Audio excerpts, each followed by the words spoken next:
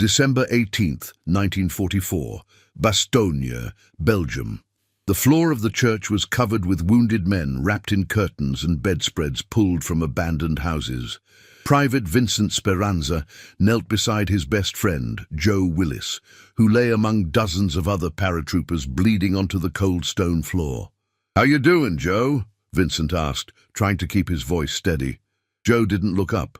His legs were wrapped in bloody bandages, shrapnel buried deep in the muscle.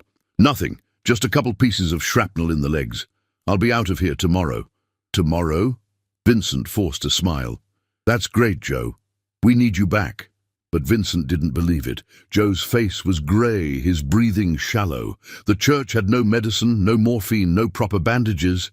Just one doctor, one Belgian nurse, and over 200 wounded men lying on a floor that grew more crowded by the hour. The Germans had captured their field hospital 2 days ago. All the beds, blankets, equipment, and medical supplies. They'd shot the American personnel except for 5 doctors they kept for their own army. 1 doctor had escaped and made it back to Bastogne. 1 doctor for 200 men. Vincent looked around the church. Wounded paratroopers everywhere, some missing limbs, some with chest wounds that bubbled when they breathed, some just staring at the ceiling waiting to die. The smell of blood and gangrene hung thick in the cold air. "Vincent," Joe's voice pulled him back, "before you go, do me a favor." "Anything, Joe. What do you need?" "Go find me something to drink." Vincent blinked. "Where the hell am I going to find something to drink? We're surrounded and cut off. There's no supplies coming in." "Go look in the taverns." "Joe, the taverns are all bombed to—" "Go look in the taverns," Joe insisted, his eyes suddenly fierce. "You might get lucky." Vincent wanted to argue. Outside, artillery shells were falling constantly. The wind was howling. Snow was coming down so hard you could barely see 10 feet ahead. The Germans had them completely surrounded. 25 divisions, 18,000 men in each division, with the newest tanks and the heaviest artillery. Going out there was suicide, but Joe was his friend. They jumped together at Fort Benning, shipped overseas together, fought together, and now Joe was lying on a church floor, asking for one simple thing. "All right," Vincent said quietly. "I'll see what I can find." He stood up, adjusted his helmet, and walked toward the church door. Behind him, Joe called out weakly, "Thanks, Vinny!" Vincent pushed open the heavy wooden door.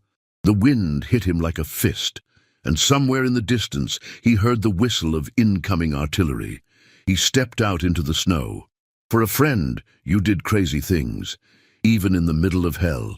3 years earlier, Vincent Speranza had been a 16-year-old kid riding his bicycle through the streets of New York City. It was Sunday, December 7th, 1941, and the world was about to change forever. He pedaled into the corner store, breathing hard, ready to buy a Coke and maybe flip through a comic book.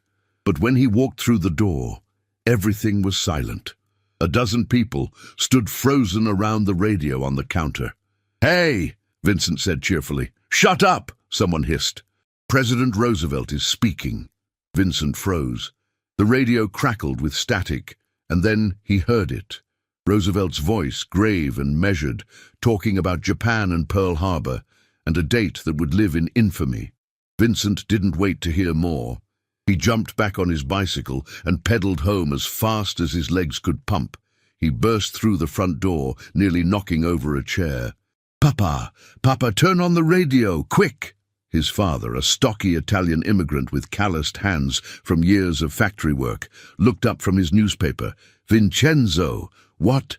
"Just turn it on." His father twisted the radio dial. The tube warmed up, and Roosevelt's voice filled their small living room. "A state of war exists between the Empire of Japan and the United States of America." The room went silent. Vincent's 3 brothers appeared in the doorway. Tony, the oldest at 22, Frank, 20, and little Sal, just 14. Their father stood slowly, his face hard. "Boys," he said quietly, "come here." They gathered around him. Vincent's heart was pounding. His father looked at each of them in turn, his eyes wet but his jaw set. "They won't take me," he said. "I'm too old, but I expect my sons to go." "We know, Papa," Tony said, "but they won't take us till we're 18. "I know." Their father's voice cracked slightly. "But I want you boys to understand something. No place in this entire world can you come with nothing. Nothing except a willingness to work and build what we have, a family, a home, a future." He put his hand on Vincent's shoulder, then on each of his brothers. "This country must not fail," he said. "You understand me? It must not fail." "We understand, Papa," Vincent whispered. That night, Vincent lay in bed, staring at the ceiling. He was 16, too young to enlist, too young to fight, but old enough to know that everything had just changed. The next morning, he and his brothers stood in front of the bathroom mirror. They stopped shaving, trying to grow whatever pathetic facial hair they could manage. They borrowed their father's fedoras and practiced standing taller, looking older. 2 days later, they walked into the Army recruiting office in Manhattan. Vincent wore his father's hat pulled low, his chin up, trying to look 18. The recruiting sergeant was a barrel-chested man with 3 rows of ribbons on his chest. He looked at Vincent's application without reading it, then looked at Vincent. "How old are you, kid?" 18, sir." The sergeant's eyes narrowed. "Really?" "Yes, sir." The sergeant leaned back in his chair and sighed. "Go home, kid. Come back when you're really 18. Vincent's face burned with humiliation. "Sir, I'm strong. I said go home." The sergeant's voice wasn't unkind, just firm. "Next!" Outside, Vincent's brothers were waiting. Tony had been rejected too, flat feet. Frank had been accepted, but wouldn't ship out for months. "It's not fair," Vincent said, his fists clenched. "We want to fight, and they won't let us." "Your time will come, Vinny," Tony said. "Be patient." But Vincent didn't want to be patient. Somewhere across the ocean, Americans were dying, and he was stuck in New York City, too young to help, too young to matter. He would have to wait 2 more years, 2 years that felt like forever. March 23rd, 1943. Vincent Speranza turned 18 years old. He didn't celebrate with cake or presents. He celebrated by walking straight to the recruiting office and enlisting in the United States Army. But the Army didn't take him immediately. There were quotas, processing delays, paperwork. It wasn't until October, 7 months later, that he finally received his orders to report to Fort Benning, Georgia, the infantry school. Vincent stepped off the train into the Georgia heat and immediately started sweating through his civilian clothes. Around him, dozens of other 18-year-old boys milled around, looking lost and nervous. "All right, ladies," a voice like a foghorn cut through the noise. "Line up! Now!" A massive sergeant with arms like tree trunks stood before them, his face carved from granite. His uniform was so crisp it looked like it could cut glass. "My name is Master Sergeant Ellie," he roared. "You got it?" "Yes, sir," they shouted back. "Don't give me that sir crap. That's for officers. It's Master Sergeant Ellie, and when I say jump, you say how far and how high. You got it?" "Yes, Master Sergeant." "I can't hear you." "Yes, Master Sergeant." "That's better. Now get into those barracks and come out looking like soldiers." Vincent grabbed his duffel bag and ran. Inside the barracks, chaos erupted as 40 boys tried to figure out which bunk was theirs, where to put their gear, how to make a bed with hospital corners they'd never heard of. "This is insane," the kid next to Vincent muttered. He was tall and lanky with a Tennessee accent. "I thought we were going to fight Germans, not make beds." "I'm Vincent, New York. Joe Willis, Memphis." Joe stuck out his hand. "You scared?" "Terrified," Vincent admitted. "Good, me too." Joe grinned. "Least we're honest about it." The next 19 weeks were the hardest of Vincent's life. They ran until they vomited. They did push-ups until their arms gave out. They crawled through mud under live machine gun fire. They learned to shoot, to fight with bayonets, to kill with their bare hands. Master Sergeant Ellie was everywhere, screaming, pushing, demanding more. "You think you're tired?" He'd roar when someone collapsed. "The Germans ain't gonna care if you're tired. Get up!" But slowly, something changed. Vincent's body hardened. His mind sharpened. He stopped thinking of himself as a kid from New York and started thinking of himself as a soldier. After 19 weeks, they graduated from basic infantry training. Vincent thought they'd finally ship out to fight. Not yet, Sergeant Ellie said. 4 more weeks, advanced infantry training. 4 more weeks of hell. Then 2 more weeks of heavy weapons training. Vincent learned to operate machine guns, mortars, bazookas, every weapon the army had. Finally, they were assigned to line infantry units. Vincent was sent to the 87th Infantry Division at Fort Jackson, South Carolina. "Now we fight, right?" Joe Willis said as they boarded the train. "God, I hope so," Vincent replied. But there were more delays, maneuvers in Tennessee, jungle training in Florida, weeks and weeks of waiting while the war raged on without them. Then one day in the summer of 1944, they were marched out to a big open field and told to sit down. "What's this about?" Vincent asked. "Shut up and watch," a sergeant said. 3 C-47 transport planes appeared in the sky, flying low over the field. The doors opened, and suddenly men were jumping out. Dozens of them, falling through the air until white parachutes blossomed above them. Vincent watched, mesmerized, as the paratroopers landed, rolled to their feet, gathered their chutes and came double-timing across the field. They lined up in perfect formation, and a captain stepped forward. "Gentlemen," the captain said, his voice carrying across the field, "this is the United States Parachute Corps. We're looking for a few good men. You must be a graduate of the infantry school with all your advanced training. Who wants to volunteer?" The field was silent. Vincent looked at Joe. Joe looked back. "Are you thinking what I'm thinking?" Joe whispered. "Throw yourself out of an airplane?" Vincent said. "Are you crazy?" The captain smiled. "Oh, and it pays $50 extra per month." Vincent's hand shot up. "I'm in," he said. Joe laughed and raised his hand too. Hell, why not? 2 weeks later, Vincent, Speranza and Joe Willis were back at Fort Benning. This time for jump school. This time to become paratroopers. The training to become a paratrooper was unlike anything Vincent had experienced. The instructors didn't just want to make them soldiers, they wanted to make them into something more, something elite. "You are not regular infantry anymore," the jump instructor screamed on the first day. "You are airborne. You will be the first into battle. You will jump behind enemy lines. You will be surrounded, outnumbered and cut off, and you will win." They ran 10 miles before breakfast. They did hundreds of push-ups, pull-ups, sit-ups. They learned hand-to-hand combat knife fighting, how to kill silently and efficiently. But most importantly, they learned how to fall. "The parachute landing fall," the instructor demonstrated, hitting the ground and rolling smoothly. "Feet together, knees bent, roll with the impact. Do it wrong and you'll break your legs. Do it right and you'll walk away."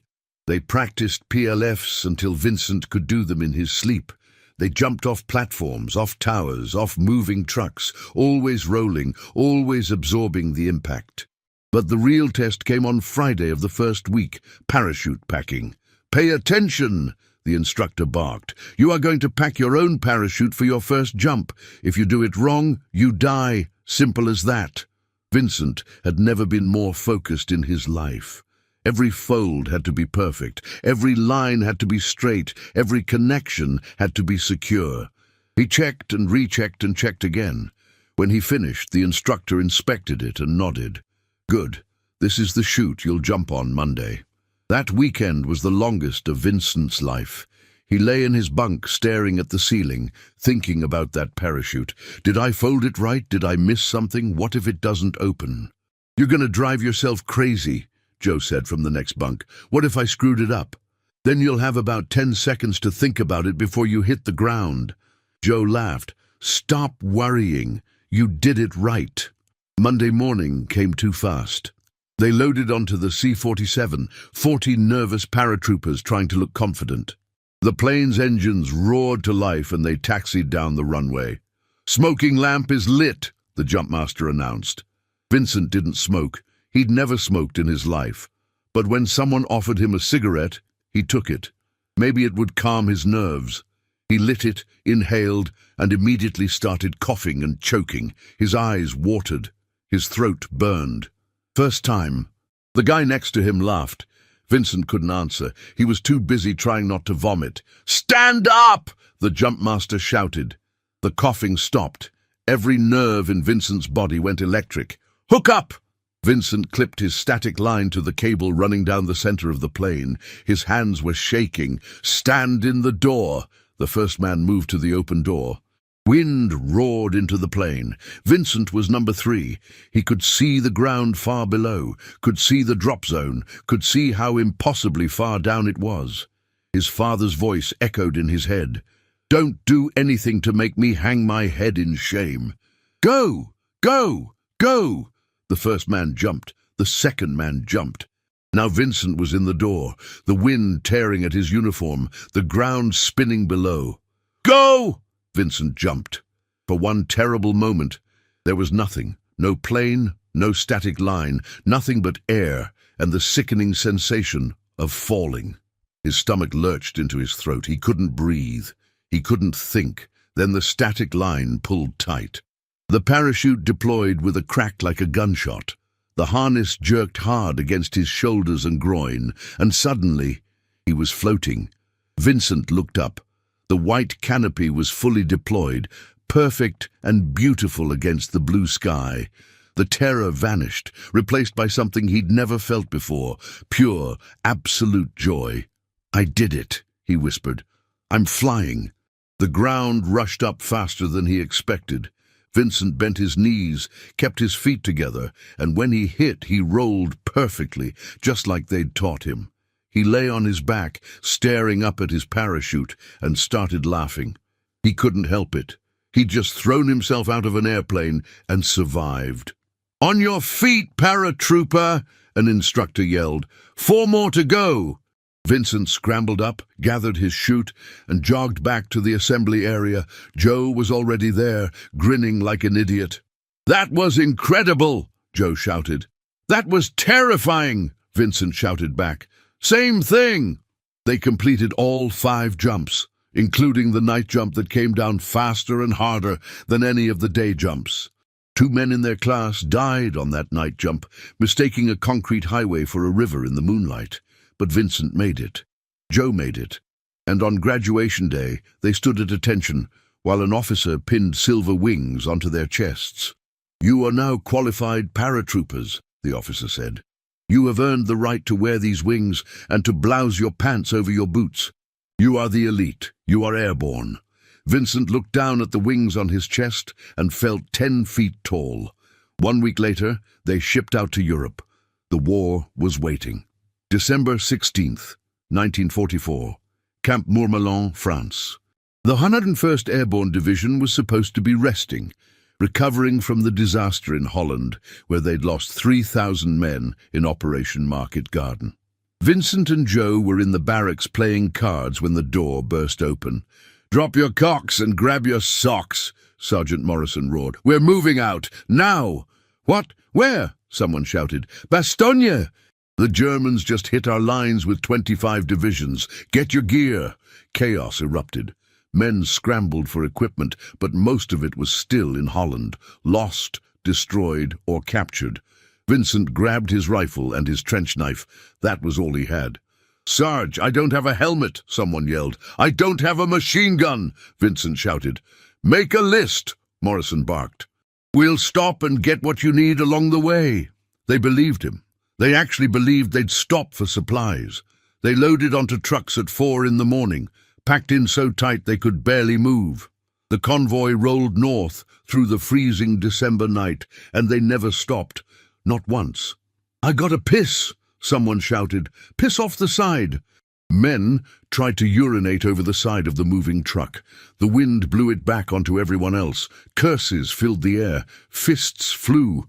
By the time they reached Bastogne, they were madder at each other than at the Germans. They arrived after dark on December 18th. The town was chaos, buildings burning, civilians fleeing, regular army units retreating in disorder. The 101st was moving in as everyone else was moving out. "Find weapons," Morrison shouted. "Take them from the retreating troops."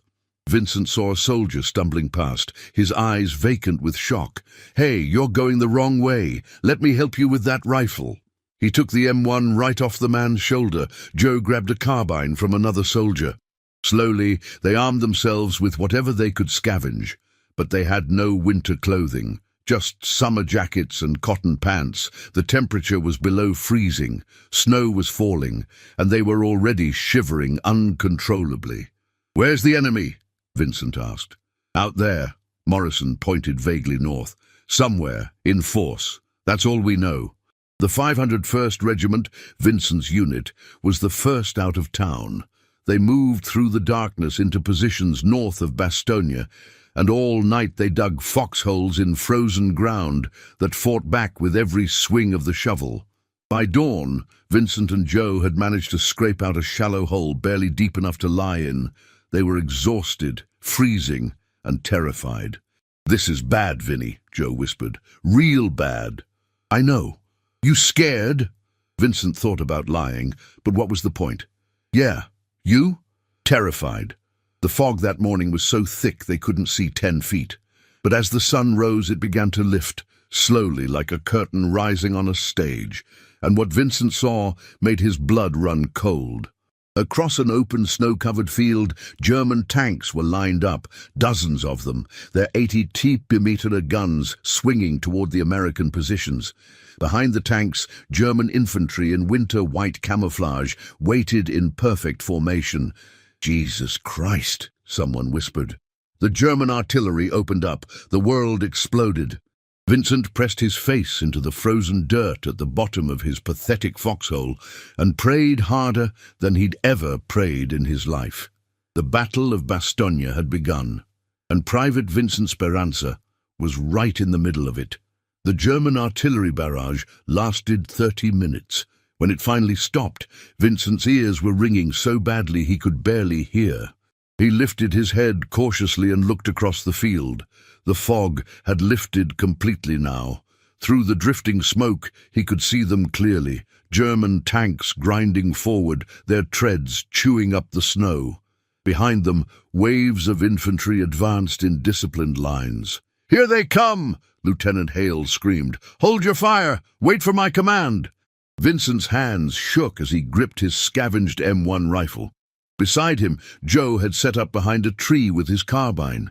All along the line, paratroopers crouched in their shallow foxholes, watching the Germans come closer. 400 yards, 350, 300. The German infantry looked confident, almost casual. They'd just smashed 4 American divisions in a single day. They expected to do the same here. They didn't know they were facing the 101st Airborne. "Steady!" Lieutenant Hale shouted. "Steady!" 250 yards, 200.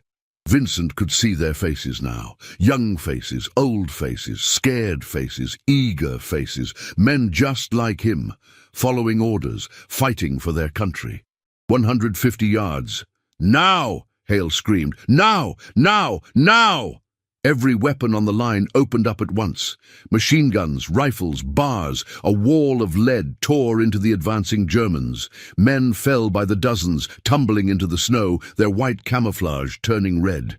Vincent fired as fast as he could work the bolt. Aim, fire, reload, aim, fire, reload. He didn't think about the men falling. He couldn't. If he thought about it, he'd freeze. "Keep firing," someone screamed. The German advance staggered, then broke. The infantry turned and ran back toward their own lines, leaving their dead and wounded scattered across the snow. The tanks, without infantry support, had to retreat as well. American artillery opened up, catching the tanks as they withdrew. Explosions erupted among them. One tank took a direct hit and exploded, its turret flying 30 feet into the air. And then, suddenly, it was over. The field was silent except for the moaning of the wounded and the crackle of burning vehicles. Vincent stared at the carnage, his rifle still pressed against his shoulder, his finger still on the trigger. "We did it," Joe said, his voice hollow. "We stopped them." "Yeah," Vincent whispered. "We stopped them." But he knew this was just the first attack. The Germans would come again. And again and again. That night, They finally got some K rations and a little water. Vincent ate mechanically, tasting nothing. Around him, men talked in low voices, trying to process what they'd just survived. "How many you think we killed?" someone asked. "Don't know. Hundreds, maybe." "Good. Hope they all burn in hell." Vincent said nothing. He just stared at the snow, remembering the faces of the men he'd shot, wondering if they had families, wondering if they'd had a choice. "You okay, Vinny?" Joe asked. "Yeah, just tired. Get some sleep. Tomorrow's gonna be worse." Joe was right. The next day, the Germans didn't attack. They just surrounded Bastogne completely, cutting off all roads, all supply lines, all hope of reinforcement. They were trapped. On December 20th, the Germans captured the American field hospital. All the medical supplies, all the equipment, all the morphine and bandages, gone. They shot most of the American medical personnel and kept 5 doctors for themselves. 1 doctor escaped and made it back to Bastogne, 1 doctor for an entire division. The wounded started piling up. They put them in the church and the seminary, the only buildings with stone walls still standing. No beds, just the floor, no blankets, just curtains and bedspreads pulled from abandoned houses. Vincent donated one of his 2 blankets. It wasn't much, but it was something. On the morning of December 22nd, Vincent was in his foxhole when he heard shouting from the command post. "What's going on?" Joe asked. "Don't know." A runner came sprinting down the line. "The Germans just sent a surrender demand. They want us to give up." "What did McAuliffe say?" someone shouted. The runner grinned. He said, "Nuts." Laughter rippled through the foxholes. "Nuts," someone repeated. "That's perfect." "What's it mean?" A German-speaking officer had asked McAuliffe. "Tell them it means, go to hell," McAuliffe had replied. Vincent couldn't help but smile. They were surrounded, outnumbered, freezing, starving, and running out of ammunition. But they weren't surrendering. They were paratroopers, and paratroopers didn't quit. December 23rd, the 8th day of the siege. Vincent hadn't eaten a full meal in 3 days.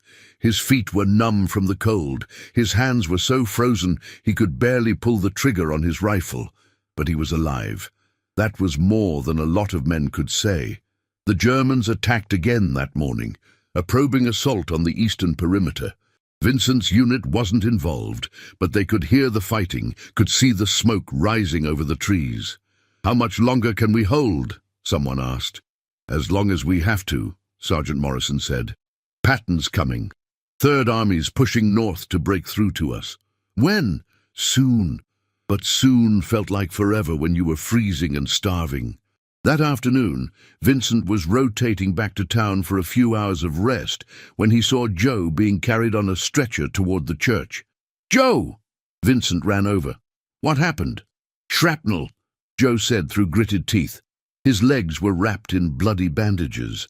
"Couple pieces in the legs? No big deal." "No big deal? Joe, I'll be out of here tomorrow," Joe interrupted. "It's just shrapnel, Vinny. I'll be fine." Vincent followed the stretcher to the church. Inside, the scene was worse than he'd imagined. Wounded men covered every inch of floor space. The smell of blood and infection was overwhelming. 1 doctor and 1 Belgian nurse moved among them, doing what little they could with no supplies. They laid Joe on the floor near the altar. Vincent knelt beside him. "You're gonna be okay, Joe." "I know." Joe tried to smile.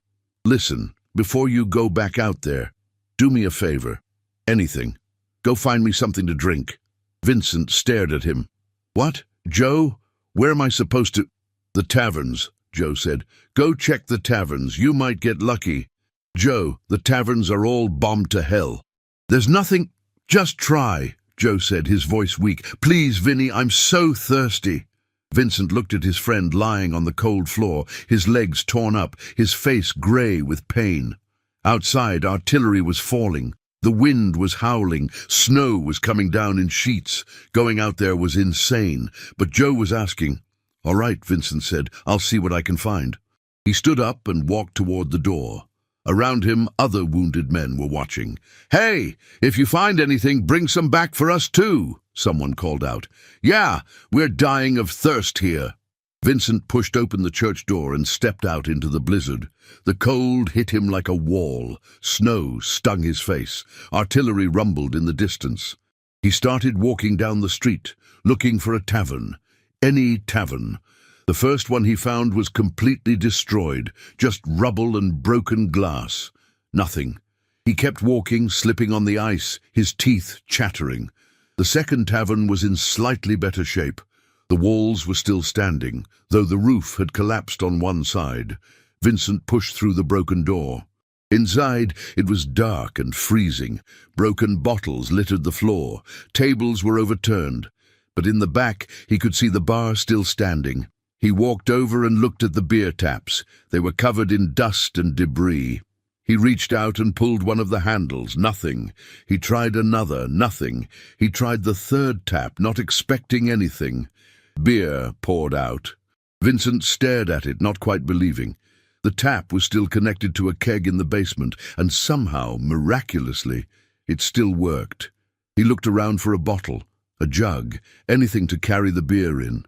There was nothing. Everything was broken or buried under rubble. Then he looked down at his helmet, the same helmet that had protected him from shrapnel. The same helmet he'd dug foxholes with, the same helmet he'd vomited into during the truck ride to Bastogne. Vincent unbuckled his chin strap and took off his helmet. He held it under the tap and pulled the handle. Beer filled the helmet, foaming and cold. When it was full, Vincent turned and walked back out into the snow. He moved carefully, trying not to spill, but the wind kept pushing him sideways, and the ice made every step treacherous. Halfway back to the church, an artillery shell landed 50 yards away. The concussion knocked Vincent off his feet. He hit the ground hard, and half the beer sloshed out of his helmet. "Damn it!" he shouted at the sky. He got back up, his uniform soaked with beer, and kept walking. When he finally reached the church, he pushed through the door and went straight to Joe. "I got some beer," Vincent said. Joe's eyes went wide. "Holy shit! You actually found some." He sat up, and Vincent held the helmet to his lips. Joe drank deeply, then pulled back with a gasp. "Oh, man! Oh, man, that's good!" "Hey!" someone shouted from across the church. "Give me some of that!" "Me too! Over here!" Suddenly, Vincent was surrounded by wounded men, all of them reaching for the helmet.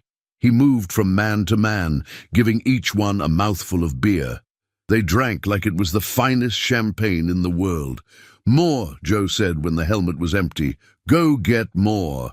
Vincent looked at the empty helmet, then at all the faces staring at him hopefully. "All right," he said. "I'll go back." He walked back out into the snow, back to the tavern, and filled his helmet again. This time, when he stepped out the door, another shell landed nearby. The blast knocked him down again, and he spilled half the beer again, but he got back up and kept going. At the church door, he ran into Major Walkman, the regimental surgeon. Walkman stared at the helmet full of beer, then at Vincent. "What the hell do you think you're doing, soldier?" Vincent straightened. "Sir, bringing aid and comfort to the wounded." "Listen, smartass, don't you know I've got chest cases and stomach cases in there? You give them beer, you'll kill them." "Yes, sir." "Now put that helmet on and get back to your unit." "Yes, sir." Vincent turned and walked away, the beer still in his helmet. He waited until Walkman was gone, then slipped back into the church through a side door and gave the rest of the beer to the men who could safely drink it. When the helmet was finally empty, Vincent put it back on his head. It was cold and wet and smelled like beer, but Joe was smiling, and so were a dozen other wounded men. For one moment in the middle of hell, Vincent had given them something to smile about. It wasn't much, but it was something. December 26, 1944. The siege of Bastogne was broken. Patton's Third Army had smashed through the German lines and reached the town. Supplies poured in: food, ammunition, medical equipment, winter clothing. The 101st Airborne had held. Against impossible odds, surrounded and outnumbered, they had held. Vincent stood in the snow watching the tanks roll in, and he felt nothing. No joy, no relief, just exhaustion. Joe Willis was evacuated to a field hospital, then to England, then home. His war was over. Vincent's wasn't. The 101st stayed in Belgium, fighting through January and into February. They pushed the Germans back, retaking the ground that had been lost. It was brutal, grinding combat in the worst winter Europe had seen in decades. Vincent fought through it all like a machine. He didn't think, he didn't feel, he just did his job. In March, the war finally ended. Germany surrendered. Vincent Speranza went home to New York City, 20 years old, and a lifetime older than when he'd left. His father met him at the train station. They looked at each other for a long moment, and then his father pulled him into a fierce hug. "You didn't shame me, Vincenzo," his father whispered. "You made me proud." Vincent couldn't speak. He just held on to his father and tried not to cry. He came home and tried to forget. He met a woman, got married, became a teacher. He had children, then grandchildren. He built a good life, but he never talked about the war. He locked it away in a box in his mind and refused to open it. For 65 years, he didn't attend a single veterans event. He didn't join any military organizations. He didn't go to reunions. He just tried to forget. Then, at age 85, his wife's Alzheimer's got worse. He had to put her in a nursing home, and suddenly he was alone. One day, he was in a store when he heard a woman speaking with an accent. "Madame, do I detect a French accent?" he asked. "No, Belgian," she said. "Oh, Belgium. I know Belgium. Bombs, bullets, and snow. That's what I know." "You were there during the war?" "Yeah, with the 101st Airborne." Her eyes went wide. "Bastogne?" "Yeah." "Oh, monsieur, you must go back." "The people of Bastogne have never forgotten the 101st. There are monuments, celebrations, a beautiful cemetery for your dead. You must go back." Vincent went home and thought about it. Finally, he decided, he would go back. Just once. To pay his respects to the men who didn't come home. He flew to Belgium with his daughter. They spent 3 days in Bastogne, and Vincent was stunned by what he found. The town had rebuilt itself into a beautiful place. And everywhere, there were memorials to the 101st Airborne, statues, plaques, museums. The people remembered. On the second day, Vincent walked into a military memorabilia shop. A big man behind the counter looked up. "May I help you?" "Just looking. I was here during the war." The man came around the counter like he'd been shot from a cannon. "You were here? During the siege?" "Yeah. H Company, 501st. Come with me. I'll show you where your company was positioned." They drove out to the ridge where Vincent had fought. The man pointed to specific spots. "H Company was here. And that," he pointed to a specific location, "that was your foxhole." Vincent stared at him. "How do you know that was my foxhole?" "Your company commander's after-action report. He drew a diagram showing where he placed the automatic weapons. You were the only machine gun in 3rd Platoon." Vincent felt his knees go weak. He was standing on the exact spot where 65 years ago he'd been a terrified 19-year-old waiting for the Germans to attack. He broke down crying.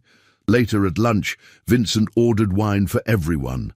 As they drank and told stories, the conversation turned to legends from the battle.